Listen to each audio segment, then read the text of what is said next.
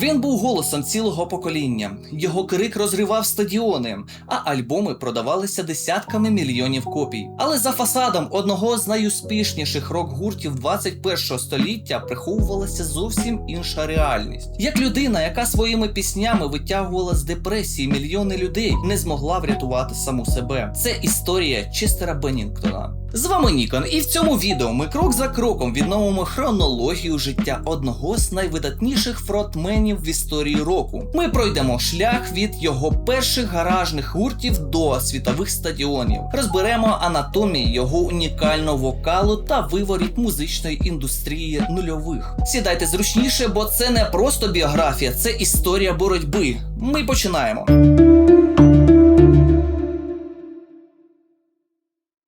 Щоб по-справжньому зрозуміти природу того самого надриву в голосі Честера, нам потрібно повернутися у Фінікс, штат Аризона. Кінець 70-х.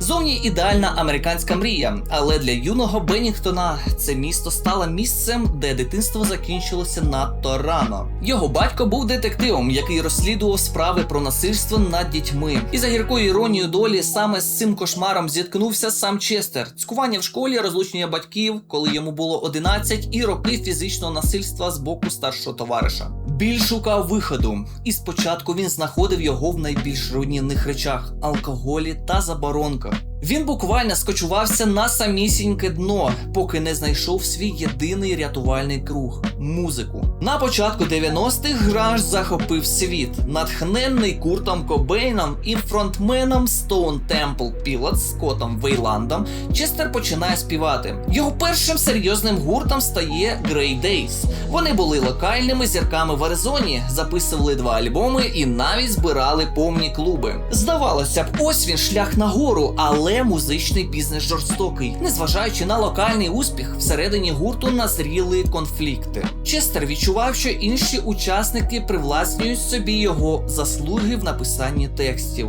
У 1998 році, втомившись від творчих розбіжностей, він зі скандалом йде з гурту. Мрія розбилася. Йому 22, у нього молода дружина, іпотека і жодних перспектив. Честер влаштовується на роботу у фірму з обслуговування цифрового обладнання. Жодних стадіонів, лише кава, таблиці та повне відчуття того, що його музична кар'єра закінчена. Він був за крок від того, щоб назавжди повісити мікрофон на стійку. Але в березні 1999 року відбувається подія, яка змінює хід музичної історії. Джеф Блу, віце-президент A&R відділу лейбла Zomba Music, відправляє Беннінгтону інструментальний демозапис. Це була музика невідомого каліфорнійського гурту під назвою Xero, який заснували 2 хлопці Майк Шинода та Бред Делсон. Їм терміново потрібен був вокаліст. Наставав день народження Честера. У нього планувалася вечірка, але почувши демо, він скасовує все. Він замикається в студії, прописує вокальні партії прямо поверх інструменталу і робить те, що сьогодні здається божевіллям. Він телефонує Джефу Блу і вмикає касету прямо по телефону. Реакція була миттєвою. На іншому кінці дроту зрозуміли, що знайшли золото. Честеру кажуть: збирай речі, ти летиш до Лос-Анджелеса. Наступного ранку він уже стояв біля дверей студії. Гурт Xero незабаром змінить назву на Hybrid Theory, а потім на Linkin Park. Механізм індустрії пішов вгору. Лос-Анджелес зустрів Беннінгтона не червоними доріжками, а прокуреними студіями. Але хімія між ним і Майком Шинодою виникла моментально. Майк читав реп, задаючи ритм, а Честер вривався в приспіви з неймовірною мелодійністю, яка за секунди могла зірватися на екстремальний скрім. У них був унікальний матеріал, але музична індустрія кінця 90-х була перенасичена нью-металом. Скрізь панувала Корн і Limp Bizkit. Лейбли не розуміли, як продавати цей гурт. Linkin Park зіграли десятки шоу-кейсів і отримали 44 відмови поспіль. Кожні двері буквально зачинялися перед їхнім носом. Порятунок прийшов в особі все того ж Джефа Блу, який перейшов працювати у Warner Bros. Records і буквально силою змусив босів підписати хлопців. Але на цьому проблеми не закінчилися. Продюсери лейбла спробували влізти в саму ДНК гурту. Боси Warner Bros. Запропонували Честеру вигнати Майка. Вони хотіли зробити з Беннінгтона класичного соло-рок фронтмена, позбувшись хіп-хоп елементів. Для індустрії це був звичайний бізнес-хід, але Честер поставив ультиматум: якщо Майк йде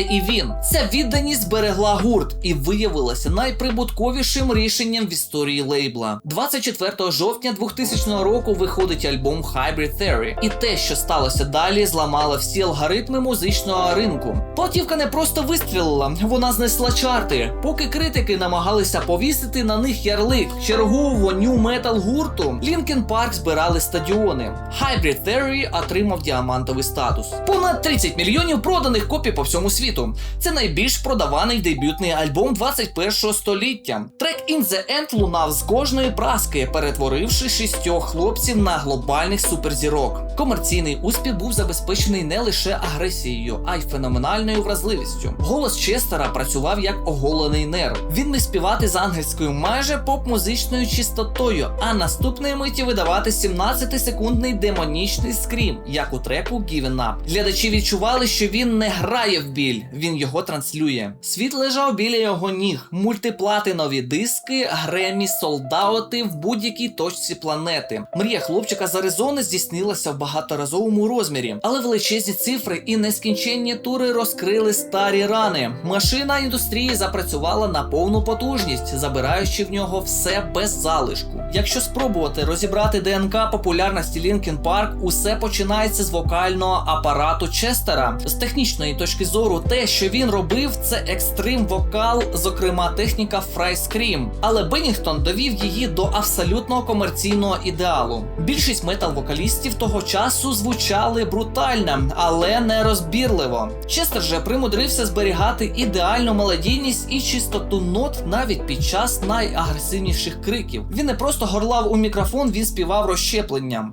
Це дозволяло трекам Linkin Park звучати достатньо важко для фанатів металу і достатньо мелодійно, щоб ротуватися на поп-радіостанціях та MTV. Це був ідеальний троянський кінь для масового слухача. Друга хромосома в ДНК гурту – це структура самих треків. Linkin Park взяли естетику року, але збирали музику за законами хіп-хопу та електронної музики. Замість довгих хитромудрих гітарних соло – жорсткий зациклений грув. Замість хаосу – математична вивірена структура, семпл, куплет Майка Шиноди, вибуховий приспів Честера, брейкдаун. Вони стирали жанрові рамки. Не випадково їхній спільний міні-альбом Collision курс з репером Jay-Z взяв Гремі. Беннінгтон і Шинода створили універсальну музичну мову, яку розуміли і підлітки в широких штанях, і засідники рок-клубів. Вони монетизували синергію жанрів краще, ніж будь-хто до них. Але будь-який тренд рано чи пізно вмирає. До середини нульових нью-метал почав гнити зсередини.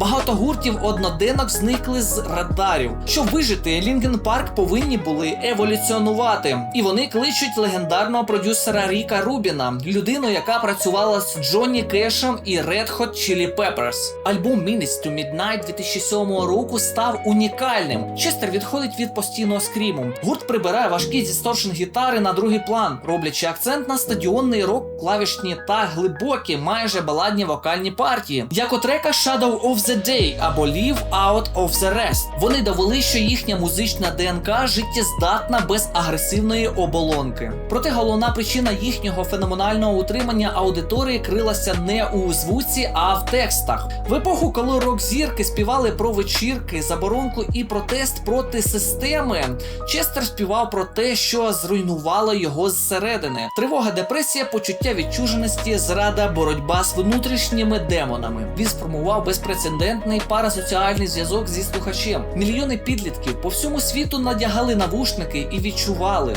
цей хлопець розуміє, через що я проходжу. Честер не був недосяжним рок-ідолом на п'єдесталі. Він був другом, який сидів поруч із тобою в темряві і казав, що ти не один. Але бути провідником чужого болю – це робота, яка випалює дотла. Щоб так співати ці пісні щовечора протягом 20 років, Честеру довелося раз по раз повертатися у свої найтемніші спогади. Він наново переживав дитячі травми кожну секунду на сцені. І поки лейбли підраховували прибуток, а графіки прослуховувань били історичні рекорди, внутрішні демони, про які він так відчайдушно кричав у мікрофон, нікуди не зникли. Вони просто чекали свого часу в тіні його колосального успіху. Тур за туром, альбом за альбомом, пружина стискалася все сильніше.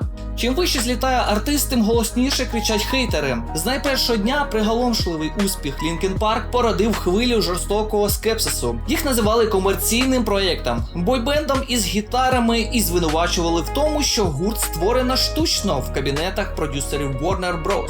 Для андеграундної тусовки того часу у Linkin Park були занадто чистими. Жодних скандалів із розгромом готелів, жодного відкритого трешу. Їхній ідеальний менеджмент і математично вивірені треки ставилися їм у провину. Радикальні фанати важкої музики вважали їх сурогатом. І ця критика сильно била по Честеру, який буквально кров'ю підписувався під кожним словом у своїх піснях. Але справжній розкол усередині фанбази почався тоді, коли гурт вирішив стати складнішим. Вихід експериментального та концептуального альбому A Thousand Suns у 2010 році розділив аудиторію на два табори. Олдскульні фанати вимагали повернення до формули гітарних рифів Hybrid Theory, звинувачуючи гурт у зраді коренів. Linkin Park опинилися заручниками власного мега-успішного дебюту. Крок вліво, крок вправо і тебе називають тим, хто продався. Честер щиро не розумів, чому люди відмовляють йому праві рости як митцям. Гурт опинився між двох вогнів, внутрішнім бажанням творити щось нове та зовнішнім тиском мільйонів людей, які хотіли, щоб вони вічно залишалися підлітками з 2000 року. У 2017 році ця напруга досягла критичної точки. Гурт випускає альбом One More Light.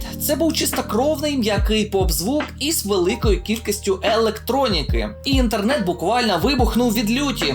Хейт у соцмережах перейшов всі межі розумного. Музикантів поливали брудом за кожен трек. І у Честера здали нерви. В інтерв'ю журналу NME він видає жорстку тираду, заявивши: «Якщо ви кажете, що ми зробили це заради грошей, я знайду вас і наб'ю вам пику. Рухайтесь далі або вбийтеся». Це була точка кипіння. Преса миттєво підхопила ці слова, виставивши Беннінгтона агресивним безумцем, який воює зі своїми ж фанатами. Сьогодні, озираючись назад, цей період виглядає особливо трагічно. Токсична інтернет-культура і хейт з боку тих, заради кого він спалював себе на сцені, наклалися на його глибокі особисті проблеми. Честер завжди залежав від думки оточуючих, і те, що ком'юніті, яке він будував роками, раптово повернулося до нього спиною, завдало колосального удару по його і без того крихкому ментальному стану. За лаштунками світового турне 2017 року, прихована від очей фанатів і критиків, спускалася фінальна найбільш руйнівна фаза його особистої катастрофи. 20 липня 2017 року голос цілого покоління замовк назавжди. Новина про смерть Честера Беннінгтона вдарила по музичному світу з силою землетрусу. Це не було просто відходом чергової рок-зірки. Для мільйонів людей по всій планеті це відчувалося як втрата близького друга. Трагедія розкрила ту саму гірку правду, яку багато хто відмовлявся помічати. Депресія не дивиться на банківські рахунки, платинові статуси або кількість проданих квитків. Честер віддав усього себе, щоб витягнути з темряви своїх слухачів. Але, на жаль, рятувального круга не вистачило для нього самого. Але історія Честера Беннінгтона – це не історія поразки, це історія абсолютного тріумфу людської емпатії. Він залишив після себе дещо набагато більше, ніж просто дискографію. Він залишив після себе діалог. Завдяки йому тема ментального здоров'я в музичній індустрії перестала бути табу. Хлопчик з Аризони, якому колись здавалося, що він нікому не потрібен, став голосом мільйонів. Його щирість стерла межі між жанрами, країнами та поколіннями. І поки на землі є підлітки, яким здається, що світ руйнується, пісні Linkin Park лунатимуть у їхніх навушниках. Честер пішов, але його крик залишається у вічності. Напишіть у коментарях, який трек Linkin Park означає для вас щось більше і чому. Давайте перетворимо коментарі під цим відео на справжній меморіал його творчості. Я обов'язково прочитаю кожну вашу історію. З вами був Нікон. Якщо цей розбір відгукнувся у вас всередині, підтримайте відео лайком та підпискою, щоб не пропустити наступні документальні есе на каналі. Бережіть себе та своїх близьких. До зустрічі!